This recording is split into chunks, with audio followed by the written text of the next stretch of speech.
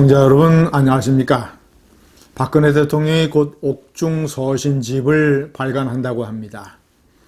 자신한테 온 수만 통의 편지 중에서 몇 개를 골라서 소개를 하고 그리고 자신의 답장을 담은 그런 책을 발간한다고 합니다. 윤석열 후보가 대통령이 되면 당선자 신분으로 문재인에게 건의를 해서 아마도 문재인이 사면을 하지 않을 수 없을 것입니다. 자, 그러면 전두환 노태우 대통령의 예로 보듯이 대통령 선거 4일 만에 내년 3월 13일 박근혜 대통령은 감옥 밖으로 나올 수 있습니다.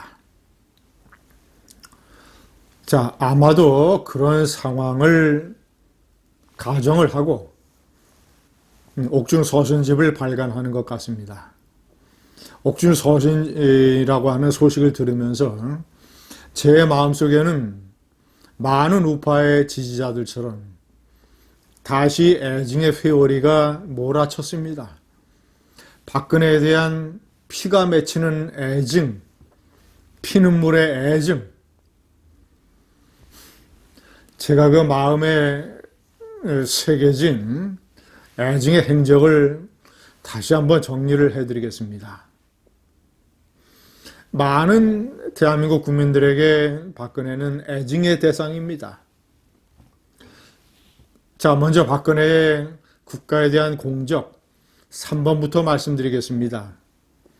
박근혜는 야당의 지도자를 할 때, 한나라당의 총재를 할 때, 대표를 할 때, 그때 노무현 정권과의 정체성 투쟁을 이끌었습니다. 박다르크라는 별명을 받았던 위기에 빠졌던 한나라당을 극적으로 살려내고 그리고 사학법, 보안법 이런 것을 포함을 해서 4가지 악법 투쟁에 대해서 엄동설안의 의원들을 이끌고 투쟁을 벌였습니다.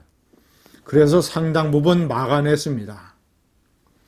그가 대통령이 되기 전에 우파의 지도자였을 때 이런 정체성 투쟁의 성과를 거뒀다는 것.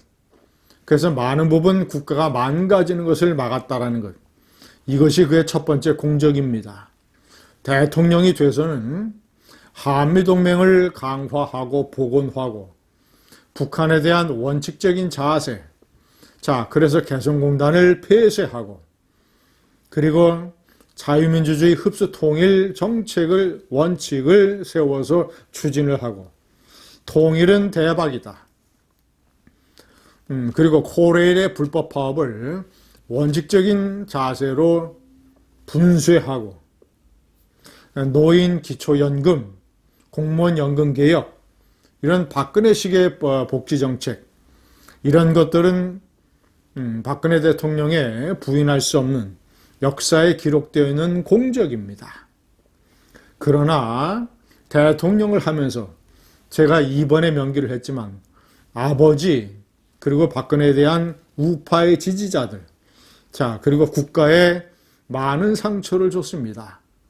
저는 탄핵 촛불 집회의 절반이 선동과 허위, 모략, 중상 이런 거라고 생각을 합니다.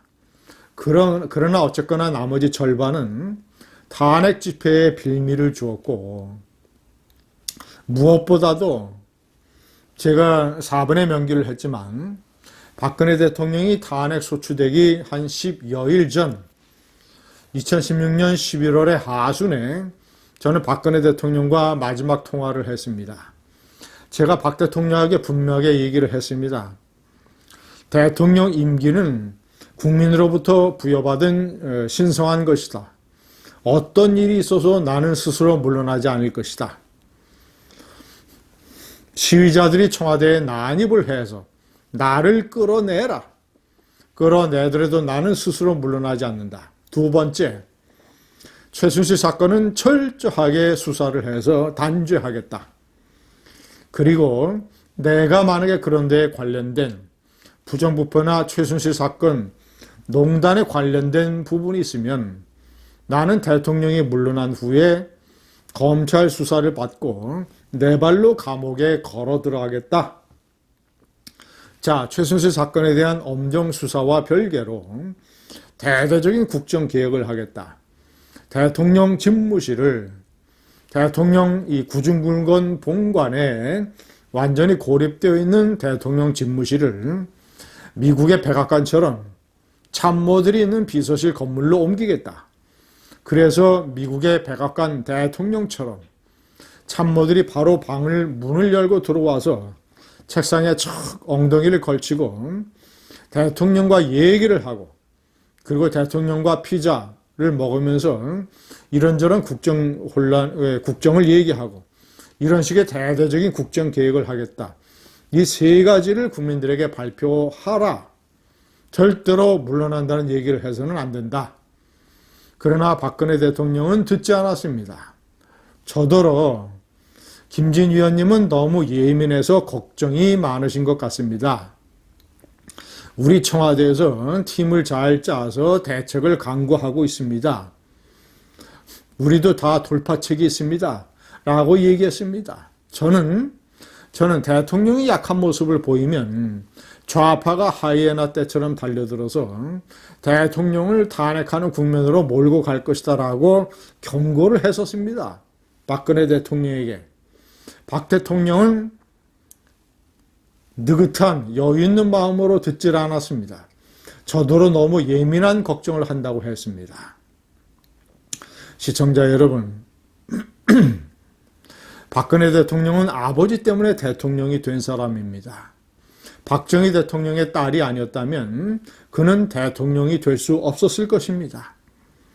박정희 대통령 덕분에 세계 주요 10개국 중에서 최초의 여성 대통령이라고 하는 인류의 역사에 남는 그런 기록을 세웠습니다.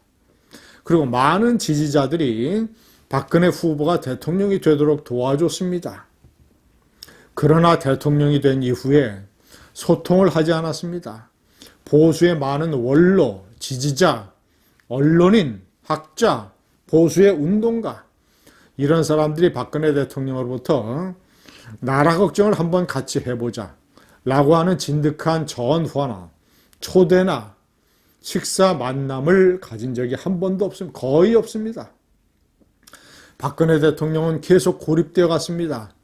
저는 당시 TV 방송에 나와서 이제라도 결혼을 하시라. 자, 그리고 백악관 집무실을 옮기라. 청와대 집무실을 옮기라. 자, 그리고 청와대 특보단을 두어서 저녁 때 혼밥을 먹지 말고 특보단과 얘기를 해서 세상 물정을 얘기하고 세상 돌아가는 것을 소통을 하라. 자, 그런 저의 간절한 충고가 받아들여졌다면 세월호 7시간 같은 사태도 메르스 혼란도 최순실의 국정농단 같은 일도 사전에 막을 수 있었을 것입니다. 결국 좌파의 공격을 받고 허물어지고 아버지 지지자 국가에 상처를 주었습니다. 옥중서신에서 그가 얼마나 솔직한 얘기를 담을지 모르겠습니다. 옥중서신을 기다리면서 다시 한번 제 마음속에 회오리친 박근혜 대통령에 대한 애증이었습니다. 감사합니다.